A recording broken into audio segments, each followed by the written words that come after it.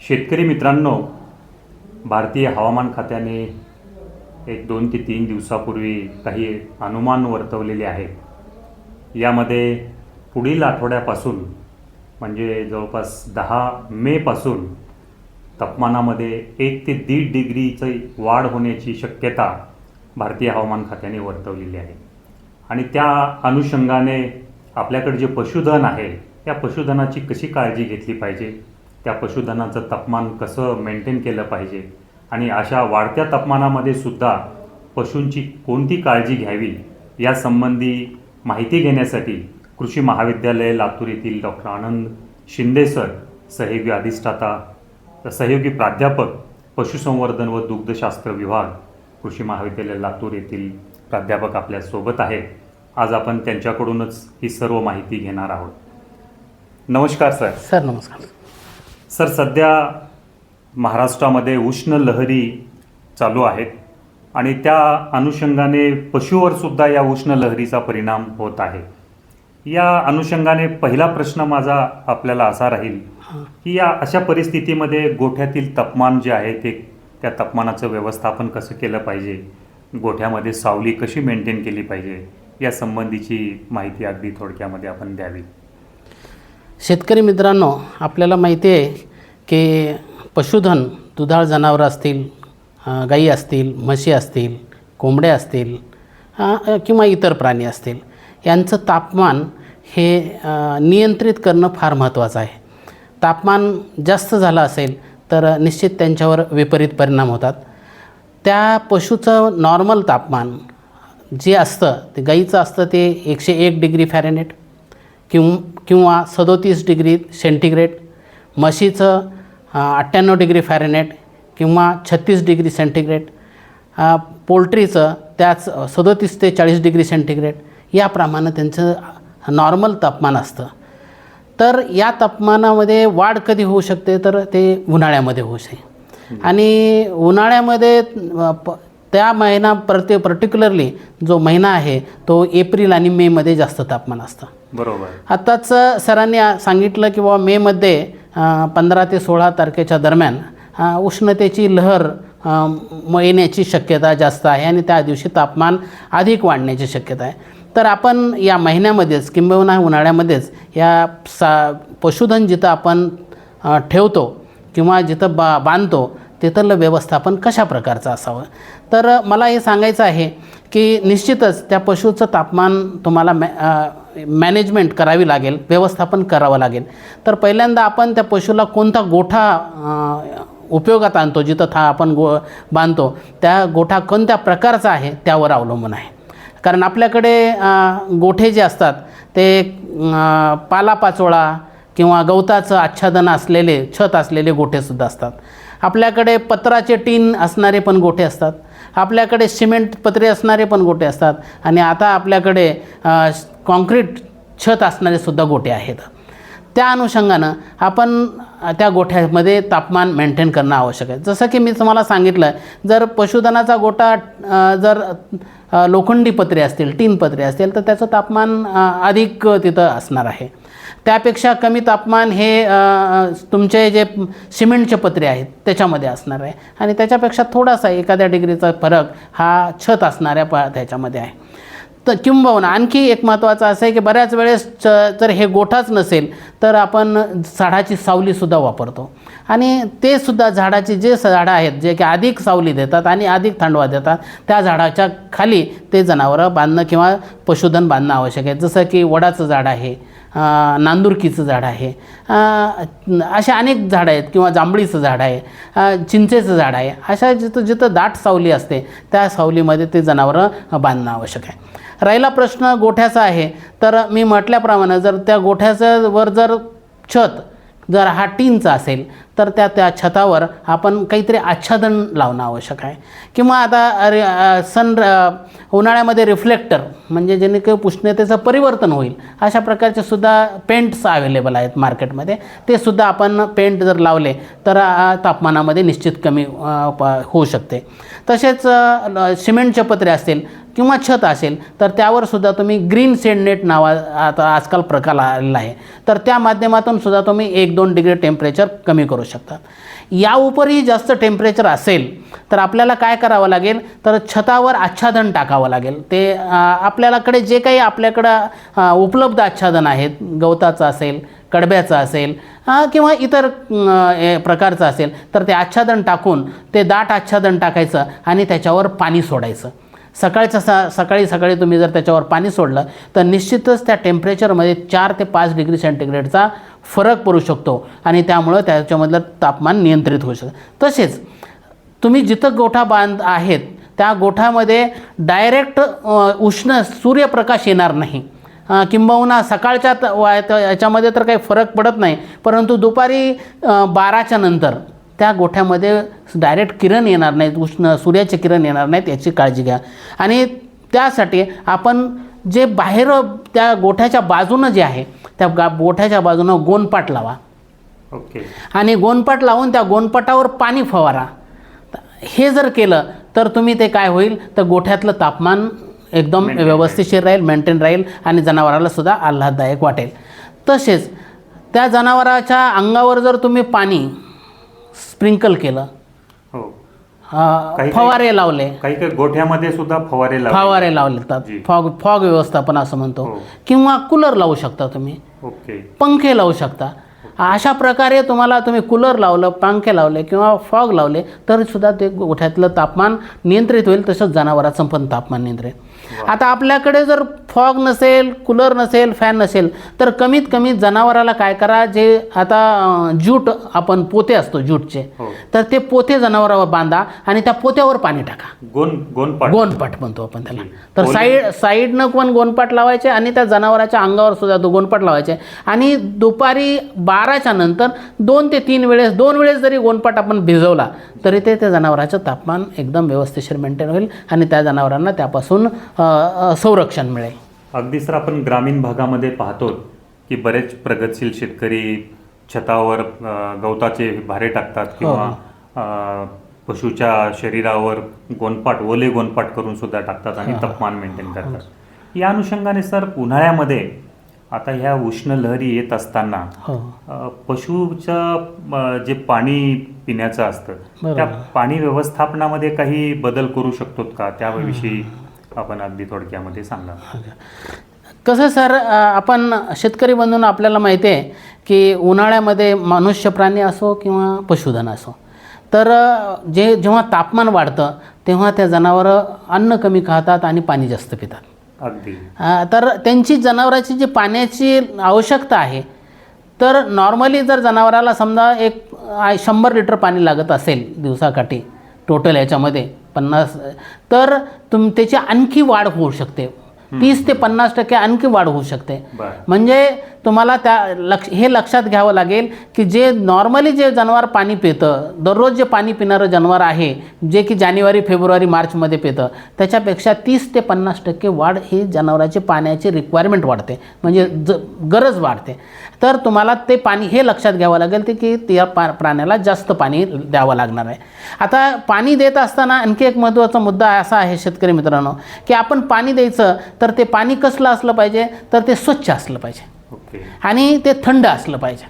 थंड असलं म्हणजे स्वच्छ आणि ताजं पाणी त्यांना देणं आवश्यक आहे. की आपण बऱ्याच वेळेस पाणी कुठंतरी स्टोअर करून ठेवलेलं असतं, तर आपण याच्यामध्ये जसं की पाण्याला तुम्ही जिथं पाणी साठवून करणार आहात तर ते पाणी सिमेंटच्या हौदामध्ये किंवा सिमेंटच्या टाकीमध्ये असावं आणि ते सावलीला असावी ती टाकी. प्लास्टिकची टाकी वापरू नका. प्लास्टिकच्या टाकीमध्ये जर पाणी असेल तर त्याचं तापमान वाढतं.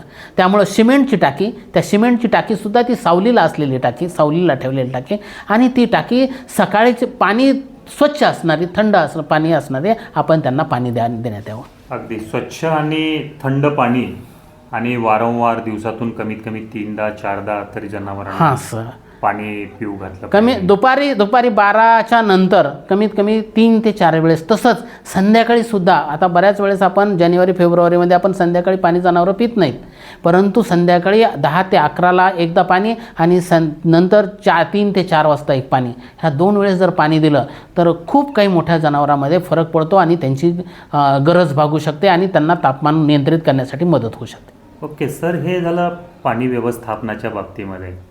परंतु आपण जो रेग्युलर आहार देत असतो जनावरांना, अशा उष्ण लहरी किंवा तापमान वाढलं तर अशा बाबतीमध्ये काही आहारामध्ये सुद्धा बदल करावा लागतो का? निश्चित. आणि जर करावा लागत असेल तर म्हणजे त्या अनुषंगाने काय बदल करावा आहाराच्या बाबतीमध्ये, यावरही आपण थोडासा प्रकाश टाकावा. नक्की.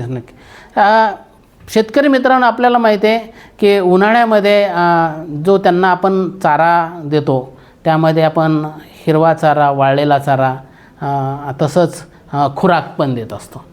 पण उन्हाळ्यामध्ये होतं काय की आपण ज्यावेळेस चारा देतो तर आपण अशा प्रकारचा चारा द्यावा की जनावर ते जास्तीत जास्त खातील, म्हणजे त्या चाऱ्यामध्ये पाण्याचं प्रमाण जास्त असेल. म्हणजे आपल्याकडे मका असेल, वेगवेगळ्या प्रकारचे गवत असतील, नेपियर आहे, जयवंत आहे, यशवंत आहे, मार्वेल आहे, पॅराग्रास आहे, अशा अनेक गवत आहेत ज्यांची आपल्याला उपलब्धतेप्रमाणे आपण त्यांना ते जास्तीत जास्त प्रमाणामध्ये द्यावं. किंबहुना आपण वाळलेला आणि सुका चारा 50-50% दोन्ही मिसळून द्यावा, जेणेकरून जनावर ते चारा भरपूर खाईल पण. आणि कारण आहारच कमी होतो, जर तुम्ही हिरवा चारा दिला तरच ते आहार वाढू शकतो, अन्यथा ते वाढणार नाही. कारण आहार त्या उपरी आपल्याकडे अनेक आता नवीन पद्धती आले, त्याच्यामध्ये सायलेज नावाचा प्रकार आहे, मुरघास म्हणतो आपण.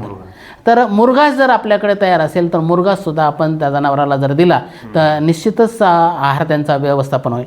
आणि दुसरी महत्त्वाची गोष्ट, हे जनावरं दुधाळ जनावर असतात किंवा गाभण जनावरं असतात, तर या जनावरांनासुद्धा याच्यामध्ये ऊर्जा कमी पडते. आता ऊर्जा कशामुळं कमी पडते तर आपण यापूर्वी सांगितलं की आहार कमी होतो आणि त्यामुळं ऊर्जा कमी होते. तर आपण त्यांना खुराक द्यायचा आहे आणि त्या खुराकामध्ये जे ऊर्जेचे स्तोत्र आहेत त्यांचा जास्त समावेश करायचा, जसे की मकाचुनी आहे, तुमची परत ज्वार आहे, बाजरा आहे, ज्यांच्यामधून जे कार्बोहायड्रेट असतात त्यांच्यामध्ये ऊर्जा जास्त मिळते, त्यांचा समावेश करणं आवश्यक आहे. तसं तर देणारा आहार आपण बॅलन्स करूनच दिला पाहिजे. त्याच्यामध्ये प्रथिनेचं प्रमाण आणि कार्बोहायड्रेटचं प्रमाण हे मेंटेन करून द्यावा. पण कार्बोहायड्रेटचं प्रमाण थोडंसं त्यामध्ये जास्त, जसं की 60% मका आणि 30% प्रोटीन, म्हणजे जे काही पेंड आहे, सरकी पेंड असेल, शेंगदाणा पेंड असेल, हे मिक्स करावे. तसंच त्यासोबत हेही आपल्याला माहिती आहे की उन्हाळ्यामध्ये जनावर असो किंवा मनुष्य प्राणी असो, ते इव्हॅपोरेशन रेट जास्त असतो, म्हणजे घाम जास्त येतो, घाम जास्त, पाण्याचं उत्सर्जन वाढतं. बरोबर. आणि त्यामुळं काय होतं, त्या पाण्यासोबत क्षारसुद्धा बाहेर पडतात. बरोबर. आणि मग ते क्षार बाहेर पडल्यामुळं क्षारची कमतरता होते, विकनेस जाणवतो जनावरांना सुद्धा किंवा अशक्तपणा जाणवतो. म्हणून त्या जनावराचं तुम्ही जे खुराक देणार आहे त्याच्यामध्ये क्षार मिश्रणाचा सुद्धा आपण त्याच्यामध्ये अंतर्भूत करावं, ते समावेश केला पाहिजे. कारण ते क्षार मिश्रण देणं आवश्यक आहे, ज्याच्यामध्ये कॅल्शियम आहे, फॉस्फरस आहे, सोडियम आहे, मॅग्नेशियम आहे, क्लोराईड्स आहेत. त्यामध्ये आपण जास्तीत जास्त आपण हे सुद्धा म्हणू शकतो की कॅल्शियम असेल तर कॅल्शियमचा सोर्स त्याच्यामध्ये देणं आवश्यक आहे, मॅग्नेशियमचा सोर्स देणं आवश्यक आहे, सोबतच सोडियम क्लोराईड. असे क्षार मिश्रण मार्केटमध्ये उपलब्ध आहे? आहेत ना, मार्केटमध्ये वेगवेगळ्या नावानं ते क्षार मिश्रण उपलब्ध आहेत. खनिज मिश्रण म्हणतात त्याला किंवा क्षार मिश्रण म्हणतात. तर ते आपल्याला जे काही क्षार मिश्रण बाजारामध्ये ज्या कंपनीचे उपलब्ध आहे ते आपण देऊ शकता. जनावराला आपण नॉर्मली सांगतो किंवा 50 ग्राम क्षार मिश्रण द्या, परंतु याच्यामध्ये 100 ग्राम जरी क्षार मिश्रण दिलं तरी जनावरांना अधिक प्रकारचा फायदा होतो. जनावर प्रति डे 100 ग्राम मोठ्या जनावरांमध्ये, आणि शेळी मेंढी असेल तर 25 ते 40 ग्राम दिलं तर आपण ते चालू शकतं, जेणेकरून त्यांची क्षाराची जी कमतरता होणार आहे ते मेंटेन होईल. तसंच जनावरांचा अशक्तपणा त्यांच्यामध्ये येणार नाही आणि दूधसुद्धा त्या जनावराचं देण्याचं प्रमाण कमी होणार नाही व ते मेंटेन होईल किंवा सातत्य राहील. सर, आपण एक मुद्दा उपस्थित केला की ग्रामीण भागामध्ये उन्हाळ्यामध्ये हिरवा चारा दिला पाहिजे, तो ग्रामीण भागामध्ये हिरवा चारा सध्या उपलब्ध होत नाही. त्या अनुषंगाने सायलेज जर उपलब्ध असेल तर ते आपण द्यावं. हा एक छान मुद्दा तुम्ही शेतकऱ्यांसाठी उपस्थित केला. बऱ्याच ठिकाणी आता मुरघासच्या बॅग आलेल्या आहेत. मुरघास उपलब्ध आहे. हो, रेडीमेड आहे. त्याचाही उपयोग शेतकऱ्यांनी करावा. सर, याबरोबरच बरेच शेतकऱ्याकडून गोठा पाहिजे तेवढा स्वच्छ केला जात नाही आणि गोठ्याची स्वच्छता मेंटेन केली जात नाही. परंतु या उष्ण लहरीमध्ये किंवा या जास्त तापमान ज्या वेळेस वाढतं त्यावेळेस गोठ्याची स्वच्छता काही रोल प्ले करते का किंवा काही महत्त्व आहे का त्याचं? जर असेल तर मग गोठ्याची स्वच्छता कशी ठेवावी आणि त्याबरोबरच पशूंचं आरोग्यसुद्धा कसं चांगलं ठेवावं यासंबंधी आपण प्रकाश टाकावा. निश्चित. आपल्याला माहिती आहे की तसा कोणताही सीझन असेल, उन्हाळा असेल, पावसाळा असो, हिवाळा असो, गोठ्यामध्ये स्वच्छता ठेवणं आवश्यक आहे. पण उन्हाळ्यामध्ये सुद्धा विशेष स्वच्छता ठेवणं आवश्यक आहे, कारण आपण तो गोठा 2 ते 3 वेळेस दिवसामधून धुवून घेतला पाहिजे. मलमूत्र त्याच्यातून निघून गेलेलं पाहिजे. सगळ्यात महत्त्वाची गोष्ट अशी आहे की उन्हाळ्यामध्ये गोचिडांचं प्रमाण खूप वाढतं. बरं. जसं पावसाळ्यामध्ये माशांचं प्रमाण वाढतं, तसं उन्हाळ्यामध्ये गोचीड, लिखा, पिसा आणि आपल्याला माहिती आहे की मच्छर यांचं प्रमाण वाढतं. आणि ते काय करतात की जनावराला बाईट करतात, चावा घेतात, रक्त शोषून घेतात आणि त्या अनुषंगाने या जनावरांमध्ये विविध प्रकारचे रोग येण्याची शक्यता असते. ते अनेक रोग आहेत. थायलेरियसिस आहे, बबेशियस आहे, ट्रेपेनोझोमेसिस आहे किंवा अनेक व्हायरल रोग आहेत, विषाणूजन्य रोग येण्याची शक्यता असते. आता तुम्ही म्हटलं की गोचिडांचं प्रमाण वाढतं. हो, त्याही अनुषंगाने आपण हाही मुद्दा सांगावा की यांचं व्यवस्थापन करण्यासाठी काही आपल्याला औषधं वापरता येतील का किंवा काही काळजी घेता येईल का? निश्चित. तर हे गोचीड जे आहेत, तर आता बऱ्याच वेळेस असतं की आपण जिथं जनावरं बांधतो तिथं गोचिडा, जिथं भेगा, खाचा, दावण अशा ठिकाणी ते गोचिड अंडे देतात आणि ते पुन्हा शरीरावर येत असतात. आपण काय करतो, तात्पुरत्या स्वरूपामध्ये आपण जनावरं फवारून घेतो आणि जनावरं फवारून घेतले की अंगावरचे गोचिड मरतात काही अंशी, परंतु काही गळून पडतात किंवा काही दावणीमध्ये असतात. ते परत 4-5 दिवसांना परत त्या अंगावर येतात आणि परत गोचिड होतात. मग शेतकऱ्यांची तक्रार असते की सर फवारणी केली पण ते गोचिड गेले नाही आहेत. तर बाजारामध्ये अनेक औषधं आहेत. ब्युटॉक्स नावाचं एक औषध आहे, ज्याची फवारणी 1 लिटरमध्ये 2 ml तुम्ही जर टाकून ते फवारलं तर जनावरांच्या अंगावरचे गोचिड कमी होण्यास मदत होते.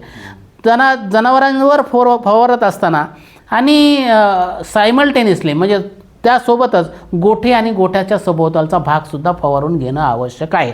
कारण ते गोचिड जे खाल्ले जमिनीवर असतील गोचिड ते परत जनावरांच्या शरीरावर येणार नाहीत, याची आपण काळजी घेतली.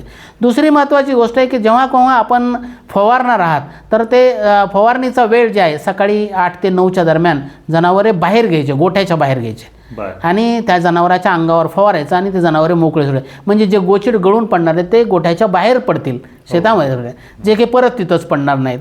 आजकाल आपल्याकडे इंजेक्शनसुद्धा किंवा गोळ्यासुद्धा आहेत. आयव्हरमेक्टिन नावाची एक गोळी आहे किंवा इंजेक्शन आहे, ते सुद्धा आंतरक्रमी आणि बाह्यक्रमी, बाहेर जे परोपजीवी आहेत त्याच्या म्हणजे गोचिड, पिसा, वाल, लिखा हे जे सांगितलं तुम्ही ते कमी होऊन जातील.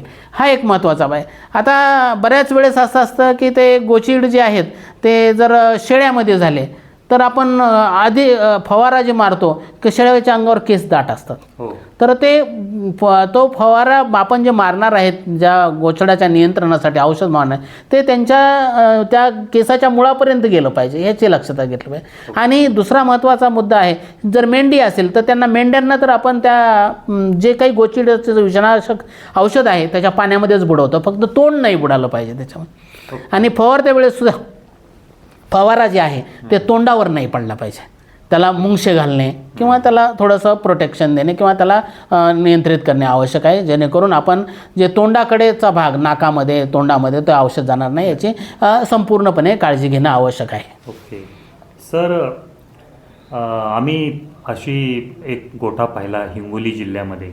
त्या शेतकऱ्यांनी गोठ्याजवळ एक स्विमिंग टँक केलं आणि त्या स्विमिंग टँकमध्ये म्हशी, त्यांच्या गायी दुपारच्या उन्हामध्ये त्या स्विमिंग टँकमध्ये पोहण्याचं काम करतात आणि तिथून बाहेर काढल्यानंतर मग गोठ्यामध्ये बांधतात. तर ही सुद्धा बाब त्यांचं तापमान मेंटेन करण्यासाठी किंवा कमी करण्यासाठी उपयोगी पडतं. हो सर हे महत्त्वाचं याच्यामध्ये असं आहे की त्याला वॅलोईंग टँक म्हणतात. जी, त्याला वॅलोईंग टँक म्हणतात, ज्याच्याकडे भरपूर पाणी आहे हो, आणि जे खर्च करू शकतात त्यांच्यासाठी ही व्यवस्था खूप छान आहे. आणि पर्टिक्युलरली जे आपण म्हशीच्या बाबतीत म्हणलं तर म्हशी ह्या वॅलोईंगसाठी फार प्रेमी आहेत, पोहण्यासाठी. तर उन्हाळ्यामध्ये त्यांना आणि पाणी खूप आवडतं त्यांना. तर दुधाळ जर जनावर असतील, म्हशी असतील, तर निश्चितच आपल्याकडे जर वॅलोईंगची व्यवस्था होऊ शकत असेल तर दुपारच्या मध्ये 12 ते 3च्या दरम्यान ह्या म्हशी पूर्ण जर पाण्यामध्ये राहिले तर आपल्याला आश्चर्य वाटेल की दुधात देण्याचं प्रमाण हे अत्यंत निग्लिजिबल कमी होईल. म्हणजे जे की आपल्याला जाणवणार सुद्धा नाही की आपण परिणाम आपण पूर्णपणे कमी करू शकतो, उष्ण लहरीचा परिणाम कमी करू शकतो. हो सर, आपण आता ज्या उपाययोजना पाहिल्या, एवढ्या उपाययोजना करून सुद्धा जर ग्रामीण भागामध्ये काही उष्माघात झाला जनावरांमध्ये, पशुमध्ये, तर त्याची लक्षणे काही दिसतात का? आणि दिसत असतील तर ती लक्षणे कोणती आहेत आणि ती तात्काळ त्याच्यावर काय उपाययोजना कराव्यात या संबंधी आपण प्रकाश टाकावा. निश्चितच आता एवढं सगळं करूनही जर उष्माघात झालाच किंवा काही आपल्या कमतरतेमुळे उष्माघात झाला तर त्या शेतकऱ्याला या उष्माघाताची लक्षणं कळाली पाहिजेत, माहिती झाली पाहिजे. तर पहिलं लक्षण जे दिसेल ते जनावर जे आहे त्याचं खाण्याचं प्रमाण खूप कमी होतं. ओके. त्याच्या शरीराचं तापमान वाढलं जातं आणि ते तापमान जर आपण बघितलं तर जनावरांच्या नाकपुडी, 2 नाकपुडी असतात, त्याच्या मधला जो भाग असतो त्याला आपण मझल असं म्हणतो इंग्रजीमध्ये. मराठीमध्ये मला माहीत नाही त्याला काय म्हणतात, पण दोन्ही नाकपुड्याच्या मधला भाग जो आहे तो जो आपण त्याच्यावर लक्ष ठेवलं पाहिजे. तो जेव्हा जनावर अगदी काय असतं की जनावर कुठलाही रोग येतील किंवा कुठलंही काही झालेलं नसतं त्यावेळेस तो भाग हा मॉइस्ट असतो, म्हणजे दवबिंदू असतात त्याच्यावर, ओलावा असतो त्याच्यावर. परंतु जर जनावराचं तापमान वाढलेलं असेल उष्माघातामुळं तर तो भाग कोरडा पडतो. आणि तो कोरडा पडल्यानंतर हे नक्कीच आहे की जनावराचं शारीरिक तापमान वाढलेलं आहे. आणि ह्यामुळं तुम्हाला लक्षण त्याचं लक्षात येईल. पहिला मुद्दा, जनावर खाण्याचं कमी करेल, पाणी पिणं कमी झालेलं असेल आणि तो मझल म्हणजे जो काही 2 नाकपुड्याचा भाग मधला काळा भाग आहे तो कोरडा पडलेला असेल. तसंच जनावर अशक्त होईल, म्हणजे पाणी पिलं नाही, चारा खाल्ला नाही तर ते जनावर अशक्त होईल, त्याला आपण मलूल म्हणतो. सुकलेला चेहरा असेल, त्याची कातडी काळवंडलेली असेल, अशी लक्षणं दिसलं तर नक्कीच तुम्हाला तुमच्या लक्षात येईल किंवा आपल्याला लक्षात आलं पाहिजे की जनावराला उष्माघाताला जनावर हे बळी पडलेलं आहे किंवा लागण झालेली आहे. तर आपण असा जर उष्माघात झाला जर असेल तर हे लक्षणं दिसू लागले तर तात्काळ आपण डॉक्टरांचा सल्ला घेऊन औषध उपचार करणं आवश्यक आहे. पशुसंवर्धन अधिकाऱ्यांची आपण भेट घेतली पाहिजे, निश्चित त्यांना घेतला पाहिजे. कारण त्यांच्याकडे जे काही जे तापमान वाढल्यामुळे ते कमी करायचं आहे त्याचे औषधं बाजारामध्ये अवेलेबल आहेत, ते तुम्ही त्यांना दिले पाहिजेत. सोबतच आपण जनावर खाणार नाही पिणं कमी केलं तर आपण त्याला, मी पहिलेच म्हटलं की त्याच्या ऊर्जेची कमतरता पडते, तर आपण जर पीठ, मीठ आणि गूळ,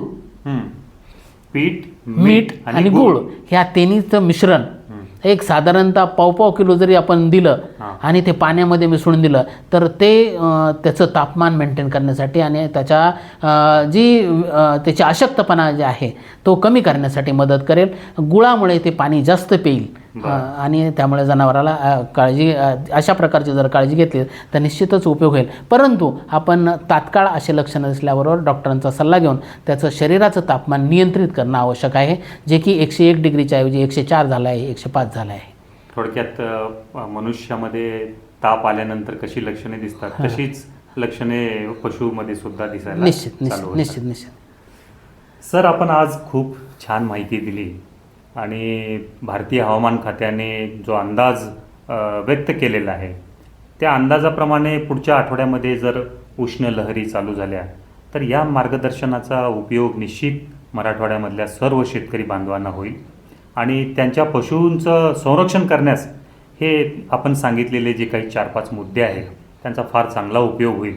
आपण आशा करूया की मराठवाड्यामधली सर्व शेतकरी या मार्गदर्शनाचा फायदा घेतील आणि आपल्या पशूंचं संरक्षण करतील या आशेसहित डॉक्टर साहेबांचे धन्यवाद व्यक्त करतो शेतकरी बांधवाच्या वतीने. हां, धन्यवाद. शेतकऱ्यांना सुद्धा माझ्या शुभेच्छा. आपण या काळामध्ये आपण जनावरांच्या अशा प्रकारची जर काळजी घेतलात तर निश्चितच जे काही जनावरांमध्ये लॉस होणार आहे, तोटा होणार आहे, तो होणार नाही आणि आपण आपल्याला आपले नुकसान जे उत्पादनाचं मध्ये नुकसान होणार आहे ते सुद्धा होणार नाही.